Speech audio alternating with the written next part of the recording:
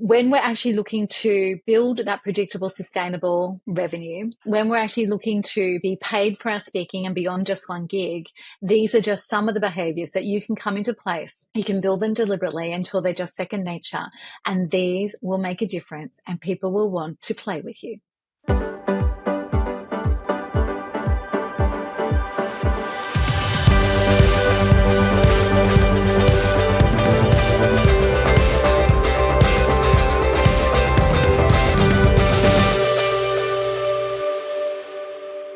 Welcome back to episode 41 of Speaker Driven Business Podcast. And this is where we're going to continue the conversation around the things that you need to understand and to have in place if your goal is to be paid as a speaker. Now, as we've mentioned previously, all of the things that we're going to be sharing with you in these conversations are regardless of the reason for your speaking. And by reason for speaking, I don't just mean that you have a message to share with the world and you want to increase your influence and impact. By reason for speaking, I mean that you are a professional speaker looking to go to the next level or aspiring to become a professional speaker. You may be a professional who is paid to speak. You may be an expert or business builder. You might be the founder of a movement or a charity. Whatever the reason is that you are actually looking into speaking as a strategy to expand that impact and influence, these conversations that we're having at the moment are particularly applicable across the board. And that's what I want you to understand. There is no difference just because of the way that you're going to be using your speaking. The actual structure and the frameworks and the business models, I guess, are pretty well the same, just with some nuances in how you deliver the final bits. So when it comes to actually answering the question of how do I get paid to speak, what I hear behind that question is how do I make my speaking driven revenue predictable and sustainable? And this comes nearly at every level of speaking. When somebody is looking to punch through the next level, it's like, how do I go next level?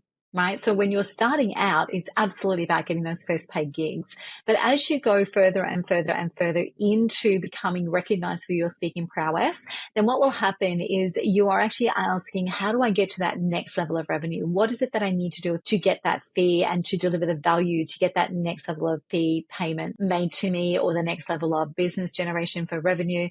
That's what I'm hearing behind it. The question is, how do I get paid to speak, or how do I get paid better to speak?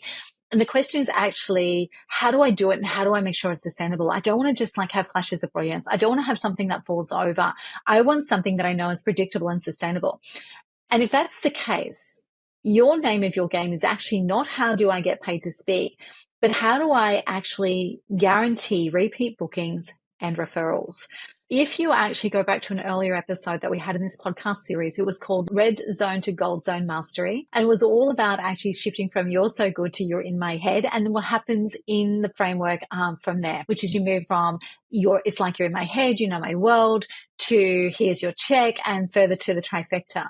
Now, the trifecta is that as a professional speaker, every time you speak, you are rebooked by the organisers, you are booked by someone in the audience, and you are referred to a booking by someone in the audience, right? So that's the trifecta. If you're speaking to drive a business or to, accelerate a movement or a charity that you've got, then that trifecta may have different components. But basically, you're landing three things that drive revenue and engagement into your business.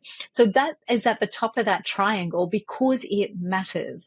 The key to predictable and sustainable revenue and creating a speaking driven business that you are proud of is actually being able to be rebooked and referred with comfort and ease.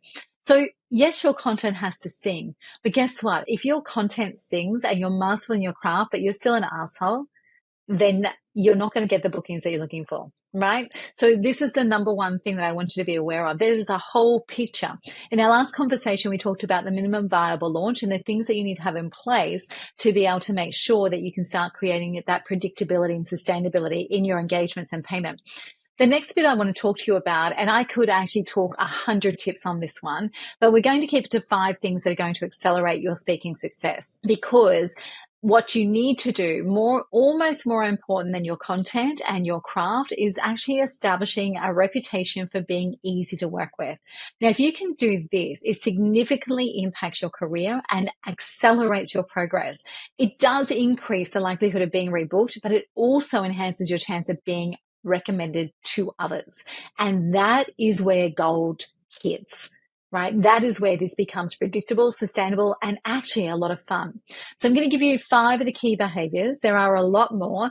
5 of the key behaviors that you can implement very quickly and very easily to accelerate your speaking driven revenue, your capacity to be paid to speak, and your ability to pick up gigs continually, right? The number 1 is, it should be a given, but it's punctuality and reliability. You must be able to manage your time effectively. Your lack of preparation does not ever become the event planner's problem. We have things like, especially in the post-COVID era, post-pandemic era, airlines are still not as predictable and reliable as they used to be. So you actually need to build in buffer time. You need to be punctual for meetings, for rehearsals, for the event itself. You need to, and the reason why you need to do this is because it actually shows respect for the client schedule, for the event attendees, for the delegates. Your punctuality and reliability also extends to speaking on time and to time, right? It also means meeting deadlines. It means meeting the promises. It means being well prepared and following through on the commitments that you make in conversation with the clients. Speakers who exhibit these things, that do these things, they actually alleviate stress, right? We have a lot of our speakers will, even if they're not speaking to the end of day or in the evening, will actually attend the whole of day event to, 1, be visible, to 2, make sure that they're actually not going to miss the deadline or the timeline, and 3, also to really absorb the feel of the conference before they take their speaking spot. So punctuality and reliability, number 1. The second thing is flexibility and adaptability. Oh, this is one of my constant rants almost. Events are dynamic. No 2 ways about it. There will be last minute changes. There will be tech that doesn't work. There will be changes in location sometimes. There will be changes to lineup sometimes. You will have more time given, some time given away. You might be bumped off a program when you're in the early stages, right? But there's always last minute changes to schedules, to formats, even your content requirements. So speakers who show flexibility and can adapt really quickly to changes are invaluable, and you will become in demand, because it won't just be the audiences and the organisers that will know this. It'll be the tech crews and production teams, right? And they are so well networked amongst the conference and event space that they can also be your make or break element of your reputation. What it also means is that when you can demonstrate the ability to stay calm and deliver under changing circumstances, it will endear you to your clients and make you a preferred person, because I know that you can hit anything that comes your way. I remember delivering once outdoors at a marina, beautiful event, hundreds of people. And about halfway through, it's a stunning day, about halfway through there was this random ocean gust of breeze. And it actually blew over the screen behind me, which is where it was an outdoor screen with all the PowerPoint and slides and presentations going up on. And as I could feel it coming out of the corner of my eye, and as I realized what was happening, I made sure I positioned myself with where I thought it was going to be about the middle of it, so I would get the softest part of it falling on me. And I got that right. And then I waited completely until it stopped. So I kept speaking until such time as it was actually coming down on me. I made sure I paused. I waited until I knew that the frame had settled and the screen had settled. And then I edged my way out and pulled it up. And by the time I did that, there were 2 people to pull it back off me. And then I just referenced it and I kept going. Now that has stayed with me as part of my reputation throughout my entire career. The other thing that has happened, and this is me personally, is as a woman, I quite often wear heels on stage. And my last closing keynote that I did prior to COVID, 500 people in the room walking across the stage, and all women will know what I mean with this. I could feel the heel of my crunch as it went into the split on the stage, and I knew it was not coming out. And so I very carefully and very quickly, as I registered what was going on, I shifted my weight. I actually went down harder on it to make sure that it was totally wedged. And then as I stepped forward with my left foot, which was my other foot, I stepped forward in a way that actually put the pressure and the weight onto the ball of my foot so that my heel started coming out of the shoe. And I walked out of it and then lifted my foot out of the right-hand shoe and just kept walking as if that was anticipated and expected, and made sure as I moved around the stage that I didn't actually trip on them. Now, that was actually then captured in the MC's recommendation testimonial about that experience. I want you to be that person. I don't want you to be the person. So I went to an event for 80 businesswomen, established businesswomen, being held in a private event with a keynote speaker who the tech was failing. And not only did she throw a tantrum, so to speak, that we could actually hear from outside the room, we weren't allowed inside the room until such time as she was satisfied. So by the time she was satisfied, 38 minutes had passed with everybody waiting to enter the room. Now, because there'd been a pre-event networking drink, there'd been quite a bit of champagne already drunk, and it was not a good move. Do you think anyone was interested in her once she started speaking? No, right? And because of that level of self-centeredness, it also meant that her content wasn't great, which she could have got away with without the temper tantrum. So you need to understand what it is that you do. The other thing, the next thing, number 3, should also be a given, which is making sure that you have an engaging and audience-centric approach. Now, this is really, I feel like this should be known by everybody. I can't believe we still have to talk about it. The core of your role as a speaker is not about you. The core of your role as a speaker is to engage the audience effectively. Tailoring your content to the interests and needs of your audience demonstrates that you care about providing value. Now, your signature speech should not ever have to be tailored, because you should have put enough work into it that it lands on point every time. You should only have to change 5 to 15% of it for what we call local content. The rest of it should work, but you need to make sure that you're not just delivering a monotone, that you're not so bored of the speech that it actually disengages. And you need to make sure as well that you're noting whether or not people are actually engaging with your content. There is nothing worse than a speaker who is so in love with their own content that they don't realize it's not landing for their audiences, right? So, and also too, engaging your audience is a constant, continual self-improvement exercise. So just because you've nailed it a few times in a row, or you might have been doing it for quite some time, it doesn't mean that there isn't room for improvement, either in improving your linguistic skills, in the visuals that you use going next level, in the interactivity that you do with the audience in a way that really gets them leaning in. There is always room to improve how you engage with the audiences. But it still astounds me how many people actually are surprised that the audience is at the center. You know, we've interviewed people doing TED Talks. We've interviewed people who have come into our programs about the biggest challenge, the biggest changes and shifts that they notice. And what really surprises us every time, even now after 8 years, is the amount of people, and some of them are people that I admire and respect, who their biggest revelation in the coaching or the journey or the delivery was that moment when they truly understood that this was about the audience and not them. So please get there faster than the rest of us do, and understand that audience engagement is key to creating your ongoing demand and to being paid well, and paid frequently. Number 4 is professionalism in all interactions.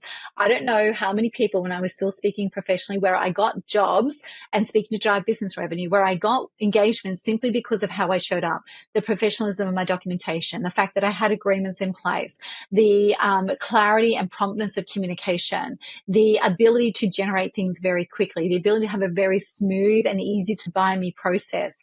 Your overall demeanor is important when you're actually on stage, on site, in Zooms, wherever you may be.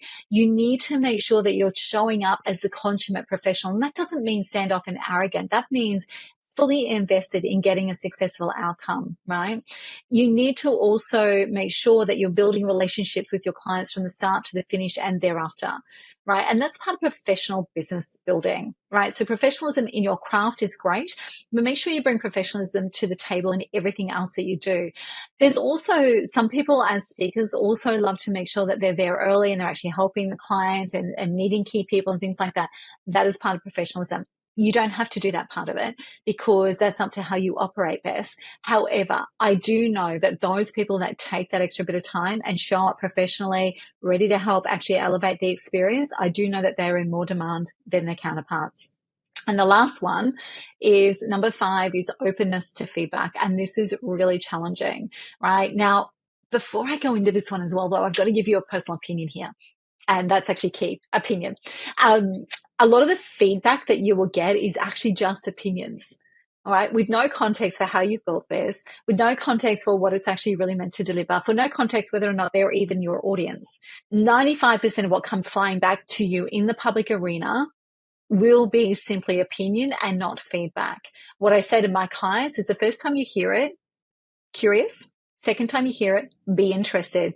Third time you hear it, let's break it down and do something about it. Right? So you need to be open to feedback, but not so open that you lose your sense of identity, that you lose your through line, that you lose your clarity of message. I hope you're still following along with me. My words are getting garbled today. So it's really, really important that you're actually open to feedback, that you actually take feedback from people you admire and trust and who is your coach. Now, if you are engaging with a coach or a mentor, and you're getting feedback from people that you admire and trust and respect, don't just implement it. Make sure that you always sense check it back to your coach or your mentor or your advisor who is across your entire strategy, just not the bit that has been visible on the day, right? The other thing is actually being open to feedback processes. So engage your clients deliberately to capture feedback on your talk. If they don't already have something in place by way of an event survey or an event app, then offer to help them implement that.